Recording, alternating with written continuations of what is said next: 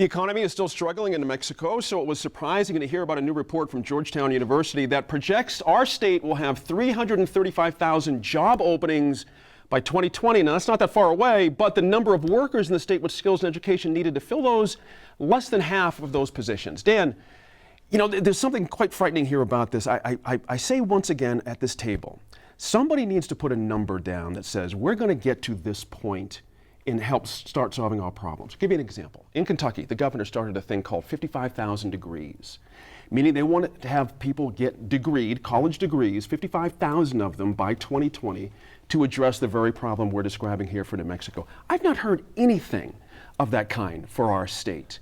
When we have a number, that's a huge number of jobs that we need to fill. So how do we get there? I think there's a couple things. First of all, I think saying you don't hear that conversation isn't really fair, because I think that conversation is going on in many ways. You know what, as I say in politics, if the cameras weren't there, it never happened. Well, but unless someone's saying it publicly, it never happened. Okay, but it happens in the fact of what we're doing through the legislation. You know, we have created the ability for, I'll give you one snapshot. We've created the ability for local community colleges now that a business can go into them and say, I need a certificate program to get people to make widgets that I can't hire them and train them without this. And they can put this together and they can get a certificate program, and everybody graduating, can produce a widget. So they are making attempts. I'm not disagreeing with you, Gene. You go out, I live in Rio Rancho.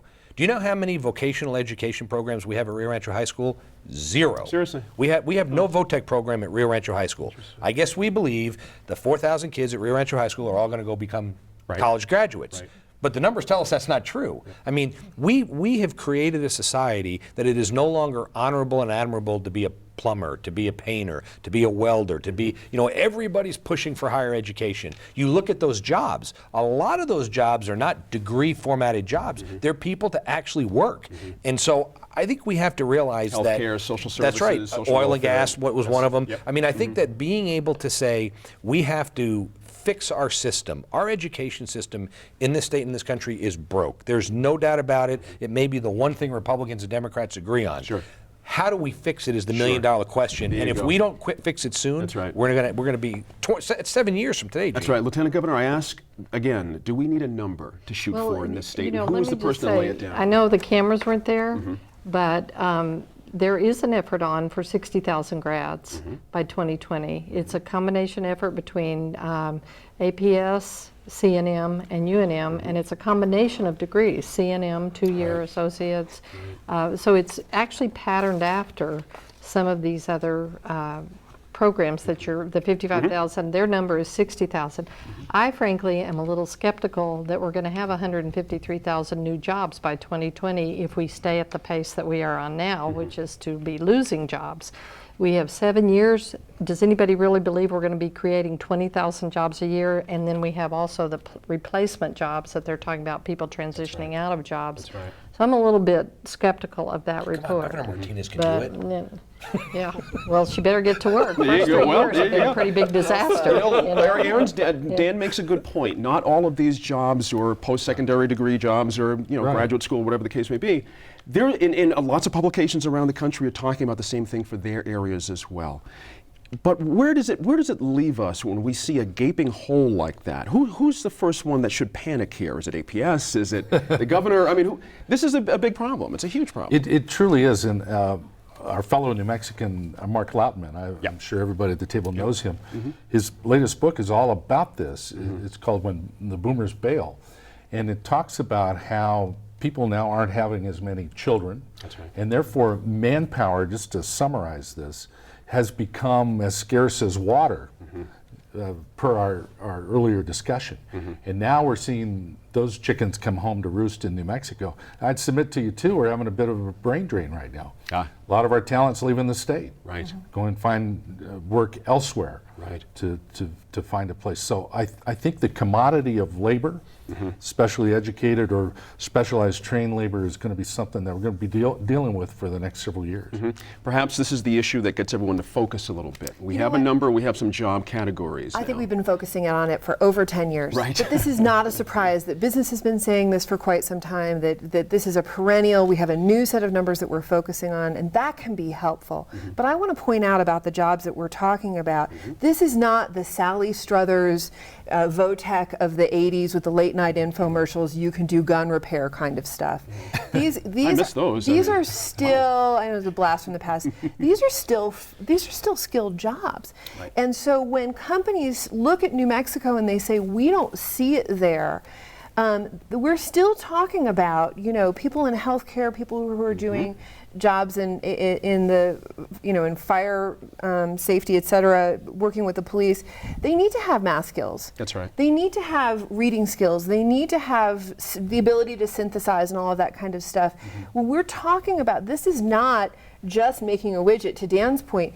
These are people who need to be educated and go into a 2-year program. They need to be educated and go into a training program. And so we need to not abandon the critical reasoning skills. We need to not abandon a real education, thinking, okay, we're just going to be putting out nurse techs. It right. doesn't work that way.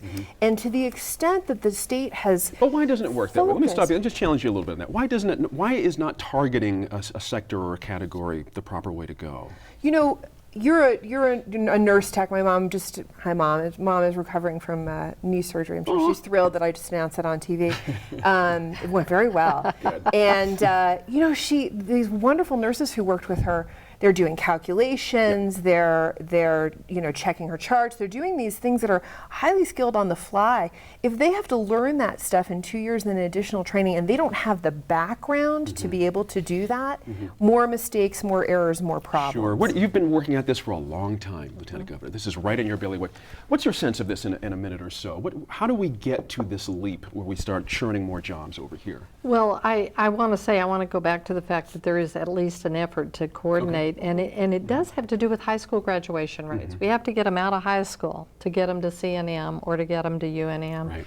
And so it is about education, but it's also about targeted identifying the jobs we want here and the jobs we need here. And as Sophie pointed out, all of us around this table are very young, but there are some people who are going to need health care in the boomers, as sure. Mark points out. That's right. you And so know. we hope to have them on soon, We're all Mark going to Lundman, yeah. want really competent, That's right. and as healthcare changes, you're going to be having more care from It's physician's high-tech. assistants, Yeah. high-tech, nurse assistants. Well, let me ask you, on that point, let me ask you this. A lot of states are seeing this as a jobs program, the ACA, the Affordable Care Act, because it allows those very types of jobs Sophie just mentioned to sort of flower a little bit, to get a bead on where we are health-wise.